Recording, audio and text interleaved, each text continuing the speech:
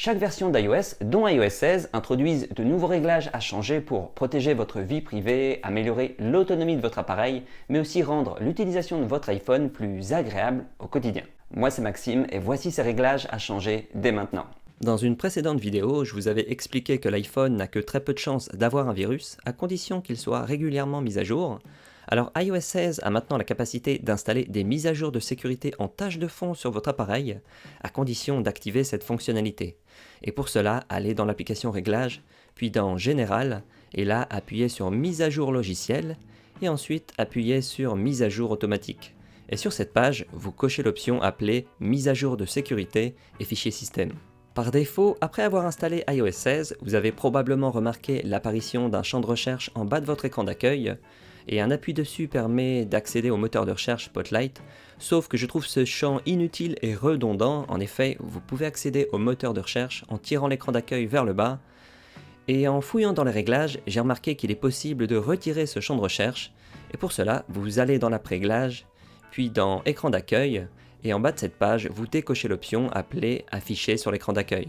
Avec iOS 16, il est désormais possible de personnaliser l'affichage des notifications sur l'écran verrouillé de 3 façons différentes, dont une qui va préserver la beauté de votre écran verrouillé. Et pour cela, allez dans l'appel Réglages, puis appuyez sur la section Notifications, et sur cette page en haut, vous pouvez afficher les notifications de 3 façons différentes. Alors la première c'est l'option liste, et c'est en fait la liste déroulante avec toutes les notifications qu'on connaît sur iOS depuis des années, et si vous voulez rester dans le passé avec ce mode, c'est votre choix. La prochaine, la vue pile, comme son nom le suggère, ce sont des piles de notifications qui s'affichent en bas de l'écran et sont progressivement camouflées au fur et à mesure que de nouvelles notifications apparaissent au-dessus. Nombre, c'est l'affichage le plus minimaliste et celui qui va préserver la pureté de votre écran verrouillé. En effet, vous verrez juste une ligne de texte en bas de l'écran qui va afficher le nombre de notifications que vous avez en attente de lecture. Et un appui sur cette ligne affiche les notifications en question pour pouvoir les consulter et voir s'il n'y a rien d'important. Et c'est personnellement cet affichage que j'utilise. L'app météo a reçu quelques changements intéressants et l'un d'entre eux est la possibilité d'être prévenu à l'avance quand il va se mettre à pleuvoir à votre position et quand la pluie devrait s'arrêter. Et pour activer ces alertes de pluie, allez dans l'app météo, appuyez sur les 3 barres horizontales en bas à droite, puis sur la liste des endroits dont vous suivez la météo, appuyez sur les 3 petits points en haut à droite et sélectionnez Notifications. Et sur cette page, je vous recommande de cocher les 2 options intempéries et précipitations pour la prochaine heure, en sachant que intempéries concerne plutôt les événements météo rares et importants comme les tempêtes, cyclones, etc. Et je tiens à préciser que cela ne fonctionne pas partout en France, un certain nombre de régions ne reçoivent pas encore ces alertes, mais quand ça sera possible, vous pourrez en bénéficier. Avez-vous déjà raccroché un appel en appuyant par mégarde sur le bouton latéral ou de verrouillage de l'iPhone? Eh bien, iOS 16 intègre un réglage à activer pour empêcher une pression sur ce bouton de raccrocher accidentellement un appel. Et pour cela, vous allez dans l'app Réglages, puis dans la section Accessibilité, là vous appuyez sur Toucher, et en bas de page, vous cochez l'option appelée Ne pas raccrocher au verrouillage. La plupart d'entre nous ont tous reçu au moins une fois un message par SMS qui vous demande de faire quelque chose en passant par le lien fourni, par exemple un colis que vous n'attendez pas, un problème avec votre solde CPF ou encore une anomalie sur votre compte bancaire. Et il est possible dans l'app Messages d'afficher ces messages piégés dans une liste séparée de vos amis et proches grâce à une fonction bien pratique à activer dans les options de messages. Pour cela, allez dans l'app Réglages, puis rendez-vous dans Messages, et sur cette page, vous cochez l'option Filtrer les expéditeurs inconnus. Et désormais, vous verrez maintenant une liste séparée dans l'app Messages qui regroupe tous les messages provenant des expéditeurs inconnus qui ne sont pas dans votre carnet d'adresses. Avec iOS 16, il est désormais possible d'annuler l'envoi d'un mail avant qu'il n'atteigne la boîte de réception d'un destinataire. Il y a un délai avant l'envoi du message qui est par défaut de 10 secondes. Mais vous pouvez encore rallonger le délai d'annulation jusqu'à 30 secondes, ce qui laisse un peu plus de temps pour réaliser qu'un mail est incomplet ou qu'il y a une erreur dans celui-ci. Pour modifier ce délai, il suffit de se rendre dans Réglages, puis dans Mail, et tout en bas de la page des réglages de mail, appuyez sur Délai d'annulation de l'envoi, et là vous avez la possibilité de rallonger ce délai, mais aussi carrément de le supprimer, et personnellement je l'ai réglé sur 30 secondes pour me laisser un max de temps pour corriger une erreur, et surtout ça n'a aucune importance si un mail arrive 30 secondes plus tard. Toujours avec iOS 16, l'app Mail peut vous envoyer des suggestions automatiques pour donner suite à un email où vous n'avez pas reçu de réponse. Et par défaut, ces suggestions automatiques sont activées, mais vous pouvez les désactiver sur la page des réglages de mail en déclenchant l'option Suggestions de suivi. La prochaine fonction à activer, si ce n'est pas déjà fait, cela va être d'activer la ponctuation automatique quand vous utilisez la dictée vocale qui marche plutôt bien sur iOS.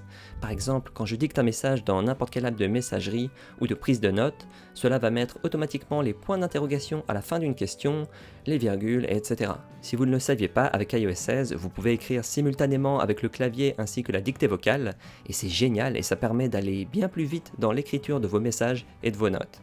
Et pour activer cette ponctuation automatique, allez dans l'app Réglages, puis dans Général, appuyez sur la section clavier, et sur cette page tout en bas, assurez-vous de cocher l'option Ponctuation auto. Un des nouveaux réglages présents avec iOS 16, c'est la possibilité d'ajouter de légères vibrations à chaque fois que vous appuyez sur une touche du clavier tactile. L'effet est subtil et rend plutôt bien, et pour l'activer ou le désactiver, il suffit de se rendre dans Réglages, puis appuyer sur Son et Vibrations, et sur cette page, allez dans la section appelée Retour clavier, et là vous pouvez cocher l'option Vibration. Désormais, vous aurez une légère vibration à chaque frappe sur le clavier tactile. Alors, c'est amusant à essayer, mais Apple mentionne sur son site web que cela peut affecter l'autonomie de votre iPhone, et c'est pour ça que personnellement, je préfère le désactiver. Bien évidemment, je ne pouvais pas faire l'impasse sur ce réglage iOS 16 à activer, et qui est une fonction attendue depuis des années, et permet enfin d'ajouter le pourcentage exact de batterie de votre iPhone sur l'icône en haut à droite. Et pour l'activer, rien de plus simple, allez dans Réglages, puis dans Batterie, et sur cette page, vous cochez l'option pourcentage de la batterie. Et pour ceux qui ont un iPhone 10R, 11, 12 mini et 13 mini, ça sera disponible avec la prochaine mise à jour iOS 16.1. Si vous avez au minimum des AirPods de 3e génération ou des AirPods Pro, vous pouvez personnaliser la fonction audio spatiale pour avoir un rendu sonore encore meilleur.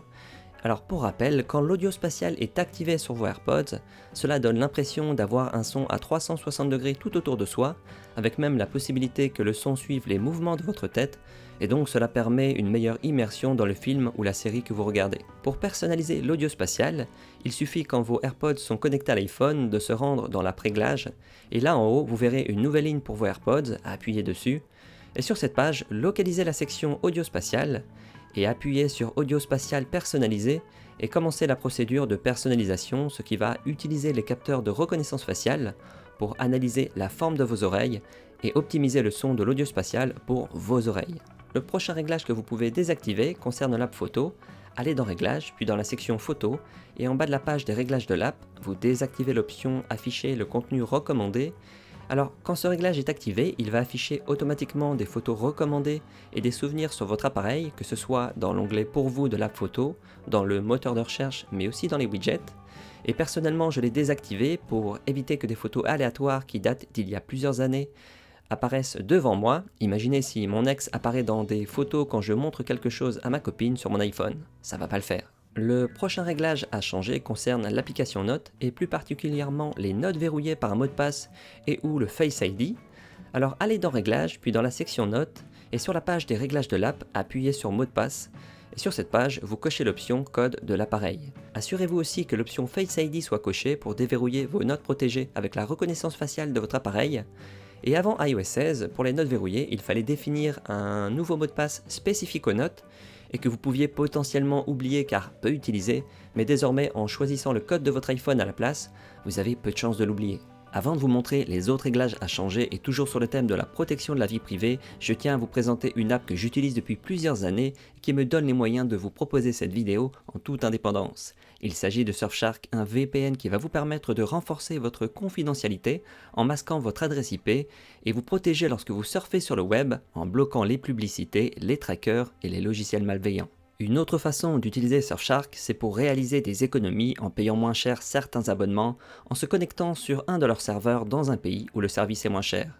Et ces mêmes serveurs vous permettent aussi d'accéder aux chaînes étrangères et au catalogue des services de streaming dans plus de 60 pays. C'est disponible sur tous vos appareils puisqu'il y a une application iOS, Android, Apple TV, Mac, Windows, Linux ainsi qu'une extension pour Chrome et Firefox. Et si Surfshark t'intéresse, je te recommande de passer par le lien dans la description de la vidéo et d'utiliser le code MobileAddict pour bénéficier d'une réduction de 83% pendant une période de 2 ans et 3 mois. Depuis iOS 14 ou 15, il est possible pour Siri de lire les notifications dans vos écouteurs quand vos AirPods sont connectés. Eh bien sachez qu'iOS 16 permet désormais à Siri de lire les notifications à voix haute via le haut-parleur de votre iPhone, ce qui peut être pratique par exemple pour lire le prochain rendez-vous à venir sur votre calendrier ou vous prévenir qu'une livraison Amazon est en cours. Et vous pouvez définir pour quelles apps les notifications doivent être lues. Pour activer cette fonctionnalité bien cachée, il faut se rendre dans Réglages, puis dans Accessibilité, et en bas de cette page, sélectionnez Siri, et sur la page suivante, tout en bas, vous cochez l'option appelée Annoncer les notifications sur le haut-parleur. Et en dessous, il y a un nouveau menu Annoncer les notifications qui apparaît, et dans celui-ci, vous pouvez choisir pour quelles apps les notifications doivent être lues à voix haute, et cela peut être les rendez-vous de votre calendrier, les apps bancaires, les messages, ou encore les livraisons. On continue sur la même page, en dessous on peut voir une autre option que je vous recommande d'activer et qui se nomme Raccrocher les appels. Appuyez dessus et sur cette page, cochez l'option Raccrocher les appels. Et de cette façon, vous pourrez désormais utiliser Siri pour raccrocher un appel que vous venez de terminer au lieu d'avoir à le faire manuellement sur l'écran de l'iPhone. Il suffit de dire la phrase clé qui s'affiche à l'écran et que je ne vais pas prononcer pour pas le déclencher chez vous. Et cela fonctionne que vous ayez des écouteurs ou sans, par exemple si un appel était sur le haut-parleur de l'iPhone. Donc un gain de temps, et c'est pratique si la personne à l'autre bout oublie de raccrocher. Il se peut que vous mettiez un peu de temps à dicter une commande à Siri, soit parce que vous parlez lentement, ou que vous ne savez pas exactement quoi dire et que Siri termine trop tôt l'écoute de votre commande. Et c'est assez énervant quand ça se produit. Eh bien, avec iOS 16, vous pouvez allonger le temps de pause de Siri, et sur la même page, tout en haut, vous pouvez choisir d'allonger la durée du temps de pause en appuyant sur Prolonger, ou Maximal pour la durée la plus grande. Pour ceux et celles qui dictent des messages qu'ils envoient ensuite avec Siri, sachez qu'iOS 16 vous permet maintenant d'expédier les messages automatiquement en sautant l'étape de confirmation.